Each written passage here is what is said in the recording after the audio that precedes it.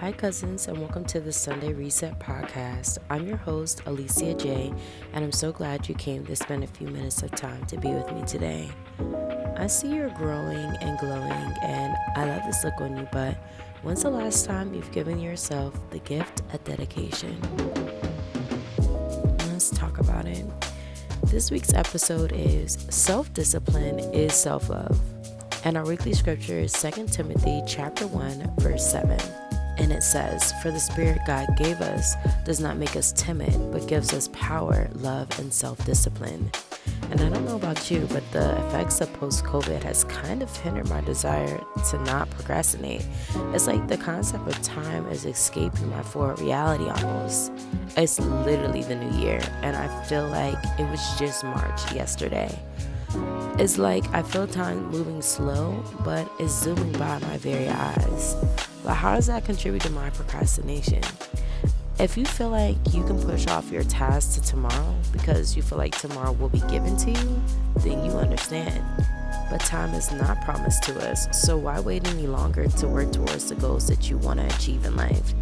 Goals that you have for yourself should never be compromised by others and their objectives that they project onto you.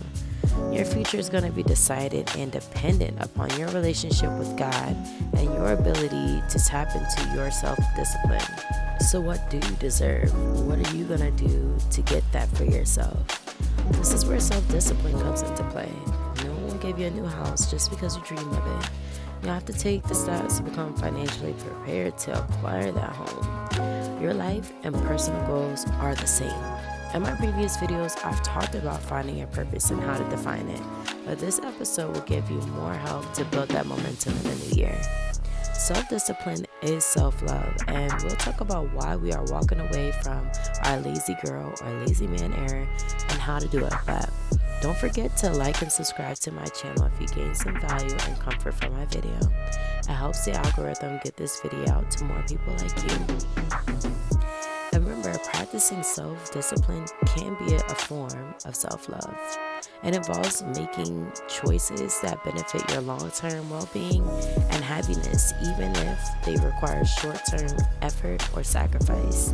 And I just want to harp on the fact that God is the one who provided this principle for us. Sometimes we step into our own way of our own blessings and success because we lack the vision that God intended us having. The creativity and endless possibilities are so great that I stop and think about it sometimes, like, how can I get closer to that? One of those ways is to master and maintain discipline. So by maintaining discipline, you show yourself respect and prioritize your own growth and goals, which can contribute to a positive sense of self-love. This is why we're ending our lazy girl or lazy man era, because we deserve a better life and a better lifestyle. Discipline is a way of life that I am still learning, and it can be hard to want to hold yourself to a standard that is unfamiliar for you. Nevertheless, we have to continue to run the race that He has set before us. So here's a few ways that you can start to increase your discipline. Number one is to set clear goals. You need to give yourself specific and realistic objectives. Take the big goal and break it down into small pieces. Like, say you want to save $5,000 in 6 months. That's the big goal. The smaller goal might be to save $835 a month, and an even smaller goal might be to save $208 per week. Break the task down into smaller steps so that it's more manageable for you. And it's more rewarding to see your progress come together month after month, task over task. It'll help you build your momentum that you need to be successful. Next, I recommend you create a routine. Establishing a consistent schedule can help build habits and prioritize those tasks. Focus on high priority activities to help maximize your productivity.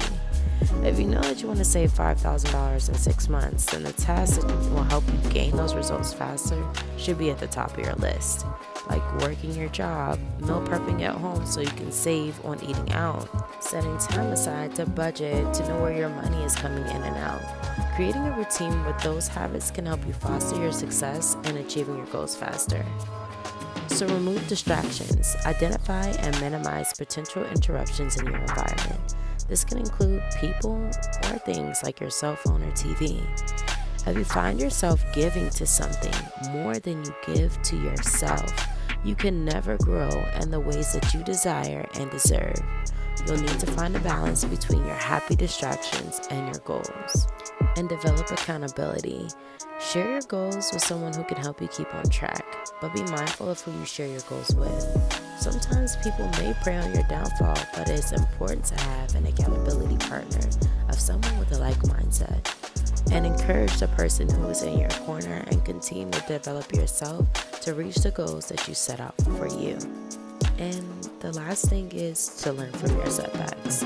Instead of dwelling on failures, use them as opportunities to learn and improve. It's pretty simple. I journal these things down to remember my lessons and how I feel about them and what I would do differently moving forward. And when you do these things, you can start to treat or reward yourself. The ultimate reward, though, is you reaching your goal. So back to my opening question. When's the last time you've given yourself the gift of dedication and commitment? Don't you deserve to breathe and live the life that God has envisioned for you? I wanted to post this on New Year's, but this isn't a resolution. It's a lifestyle. It's a power move to literally love yourself better than anyone else could ever show you. And it starts with your application of discipline. And I've said this before in a previous episode, but I am so focused on my purpose now because I realize how short life is. I'd rather look back knowing I was working towards something that would satisfy my soul, rather than looking back wondering where the time went.